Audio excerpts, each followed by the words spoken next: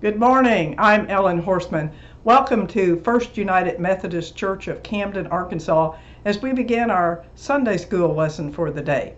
We're doing a little study in the Ten Commandments and using as a text a wonderful book by Adam Hamilton. I highly recommend that you read this book. If you don't have a copy, you really need to get one.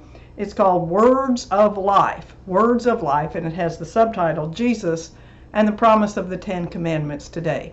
And by the way, our pastor is going to be doing a study beginning Monday night, July the 12th at 6 p.m. I think it is, going along with the Ten Commandments, following the book by Hamilton. There's a great video that Hamilton made, and it has things in it that are not in the book. It's just great fun, so I highly recommend it. But let's get to that second commandment. So I'm going to read it to you from out of Exodus. Do not make an idol for yourself, no form whatsoever of anything in the sky above or the earth below or in the waters under the earth.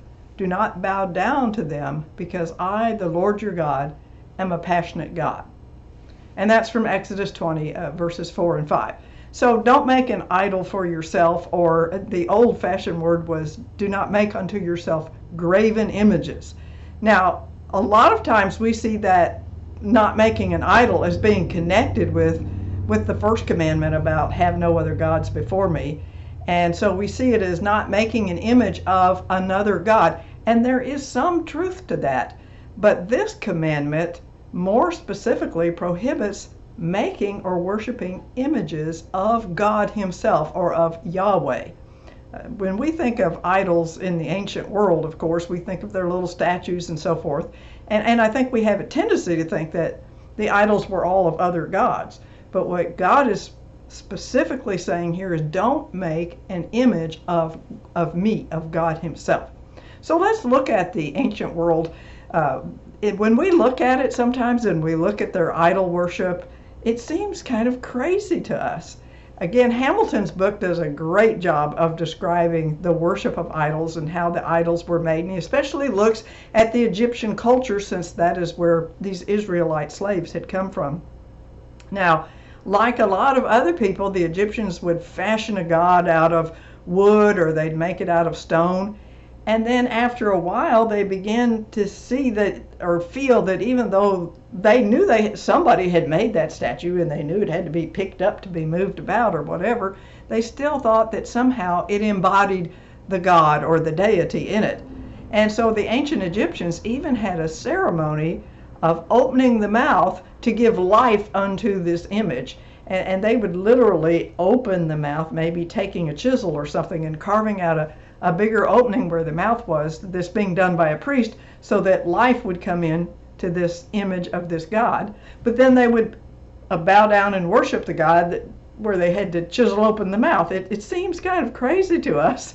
As a matter of fact, they were so into their idols that Hamilton said that occasionally they would take some idols from one temple to another temple, sort of like for a visit. And of course, all these elaborate arrangements had to be made to put them on a boat and get them here and there and pick them up and transport them. But in spite of the fact that it took these people to physically move this god, somehow or another, they saw this image as being imbued with or given the characteristics of a god.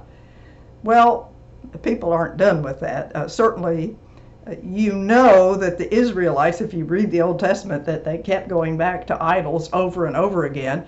And there are some places in Jeremiah and in Isaiah and some of the other prophets that talk about worshiping of idols. But Isaiah really, to me, gives a wonderful sense of the folly, or what seems foolishness to us, of worshiping an idol. In chapter 44, he's talking about how a workman will find a tree and he'll cut it down and make it into an idol. And here's what he says in one place. He says he takes half of the wood and half of it, so he's cut down this log and he takes half of it and he burns it in the fire. On that half he roasts and eats meat and he is satisfied. He warms himself and he says, I'm warm watching the fire. And the rest of it he makes into a god, his idol, and then he bows down and worships it and prays to it, saying, Save me, for you are my God. Well, when you put it like that, then an idol worship seems really silly. He's made it out of the same wood that he built his fire and cooked with. And yet there's something in us humans that wants to move towards creating that image, to creating the idol. Look at the Israelites. We talked about this last week, but here they are at the mountain, and they have heard the voice of God. And they've listened as God begins to speak the words, or as we call them, the commandments. But then 40 days is going by as Moses is up on the mountain top with God, and God is writing out the commandments. And they get tired of waiting, and so they ask Aaron to make them a golden calf, which he does do. Well, the interesting thing to me about this that Hamilton and other writers brought up is this calf was not to represent some other god. This calf was not to represent what we would call a false god. Oh no! They wanted to create a calf or some kind of an image that would represent Yahweh. They wanted something tangible that they could see, something they could bow down to. So Aaron obliges them, and he puts an altar in front of it and dedicates the altar to Yahweh. So it's clear that his whole idea here was he was going to make an image that the people could carry before them. Of course, God was not happy about that, and God tells Moses about it, and Moses comes down the mountain, and when he sees the people in front of this image, he's so mad, he throws the tablets down and they break. Well, it seems crazy that the people wanted to make an image, but obviously they wanted a God that they could see. They wanted a God that they could see. I wonder, are we all that different? Don't we want to see God at work? Don't we want to see something tangible? Sometimes in order to believe in God. And that's what these people wanted. They wanted a God they could see. And so obviously we don't make statues and bow down to them anymore. I'm sitting here trying not to laugh when I talk about these people doing this, because naturally we think that they're so uncouth, but we do the same sort of thing when we take things that are supposed to remind us of God or are supposed to help us as aids in worship, and we begin to give them more power than they should have. And examples would be buildings and crosses and so much more. And I'll talk about that some more in a minute. But why do we want to make an image or an idol of God anyway? I mean, why did the ancient people want to do it? And why do we want to do it? And as I said, I'm going to show you some ways that we still make idols today. Well, for one thing, as I just said a minute ago, an idol gives us something concrete, something we can see.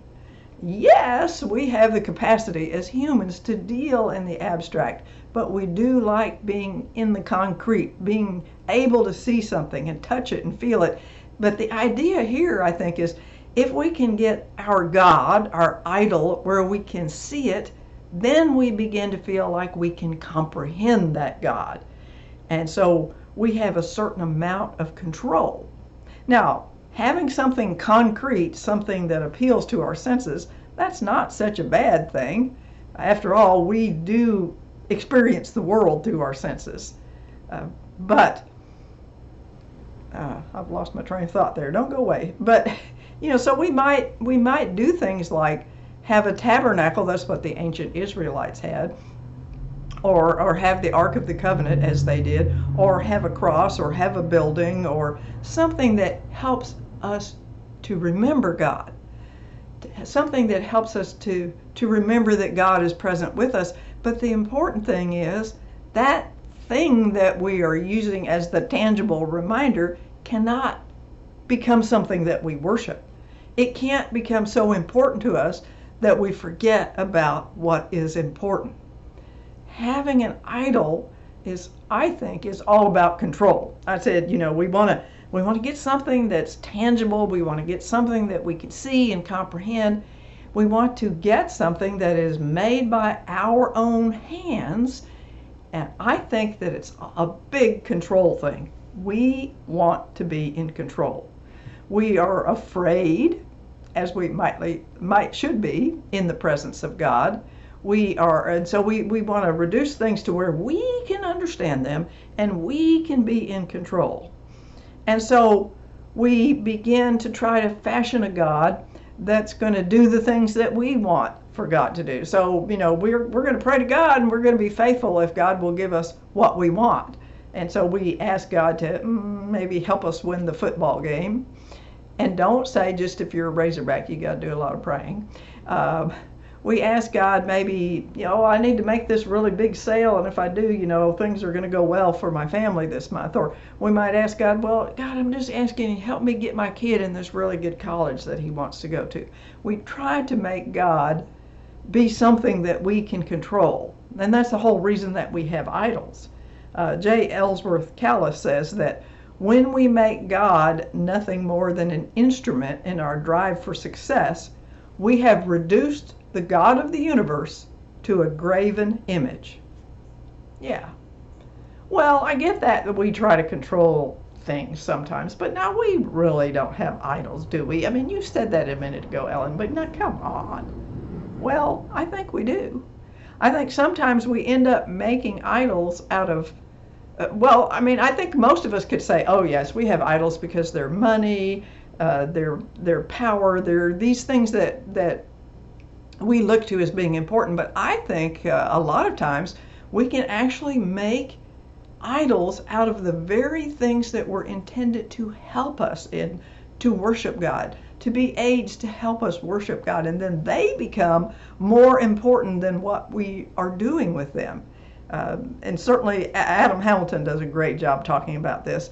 But one of the things that he mentions, and I was saying amen to, is the church building. The church building is a great example. I mean, why do we have a church building? We build it so that we have a place to worship God. And I think it is important that we make a good-looking building. I think it's important that we maintain that building. I think it's very helpful to worship if we have a space in our sanctuary that draws us into the majesty of God, that is beautiful, that speaks to us. These things are all great. And we don't want a shoddy church that gives people the impression that we don't care, because if we do that, we're saying, well, God's not important. Not that that's the only thing, but yes, I mean, I'm all for maintaining the building. But sometimes we lose sight of why we have a building. And the building becomes the most important thing. I can't tell you how many times I have seen churches do that. And I've probably been one of the people that did it, but if you don't mind, don't tell anybody. But we sometimes get so wrapped up in the building. Take a look at a church and see how much money it spends on its building now. And no, you've got to have a certain amount. You've got to pay if there's any debts. You've got to pay for the utilities.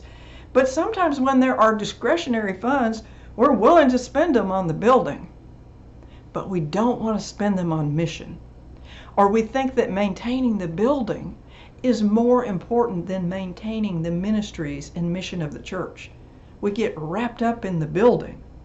Or do we get wrapped up in buildings? How many churches do you know who have had big fights over the building, over maybe the color of the carpet, or I'm going to say doors, and the people in my congregation are going to laugh because we had a brouhaha about doors one time, but that's not the only church I've ever seen argue or get upset about doors. We got over it pretty fast. But how many times have you seen people literally split apart or become unkind to each other because they're arguing about the building? Well, when all that is happening, the building has become more important to us than the reason that the building is there. We've forgotten that the building is there to worship God. The building is to help us as we minister to God's people.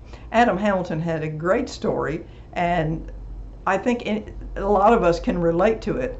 Now, here was a small church that was over 100 years old. I'm talking about the building itself.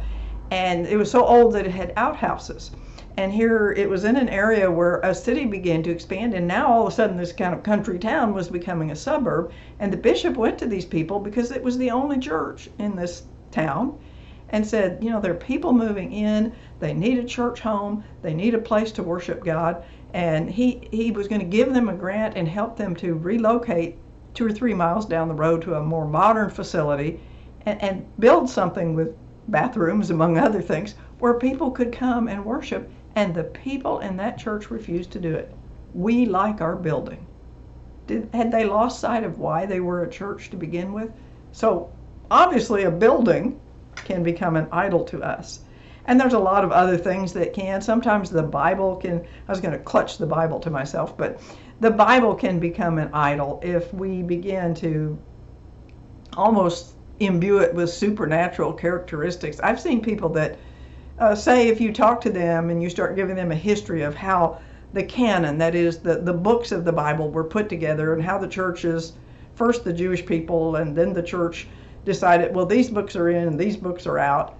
They get upset about the very idea, as if, no, we must think of the Bible as something that God dictated out by hand, and we must not consider how it was pieced together. The Bible is a wonderful tool, but it's a tool. It's not something that we worship. I think sometimes we can worship our very religion itself. What I mean by that is, have you ever seen Christians that were they so much wanted everybody else to be a Christian, they were so proud of being a Christian, that they became judgmental and hateful towards other people who were not like them? Have we not then made an idol out of our religion, instead of remembering the God that calls us to love and to reach out and love? And what else? Oh, the liturgy. Oh, goodness, the liturgy itself, how we worship, can become an idol. Now, sometimes it's music.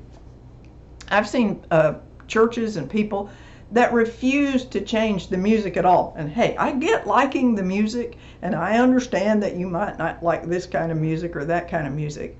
But I've seen people be hateful to a church musical director, or hateful to other people, if we wanted to throw in a praise song that appealed to the younger adults, because I like music the way I've always liked it. Well, that's not what it's about. The music is there to help us worship God, but it's also there to help other people worship God.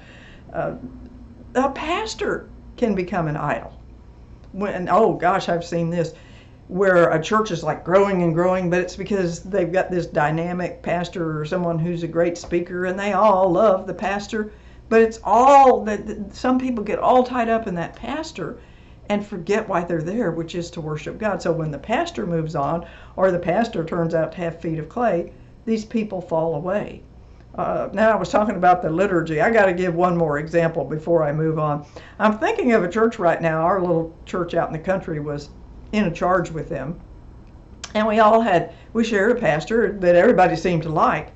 But one day we got word from the other church that they were so upset with this pastor, they didn't even know if they wanted to wait till the regular appointment time. They wanted to get rid of the pastor. Well, this came as a big shock, because I thought they liked the guy. What was the problem? Well, here was the problem. It seems there was a married couple in that church, or they had been a married couple, I should say, and they divorced. And over time, each of them, studying the Bible and praying, began to realize that God intended for them to be one. And they went to the pastor and they said, we want to remarry. But this church has been so good to us, and these people have been so much of a part of our life, and it is God who has brought us together, so we want to get married at the end of the worship service. A little short wedding ceremony at the end of the worship service. Well, what got people so upset? It wasn't even the wedding ceremony. It was the fact that this couple had put flowers on the altar because they were going to have this little short wedding.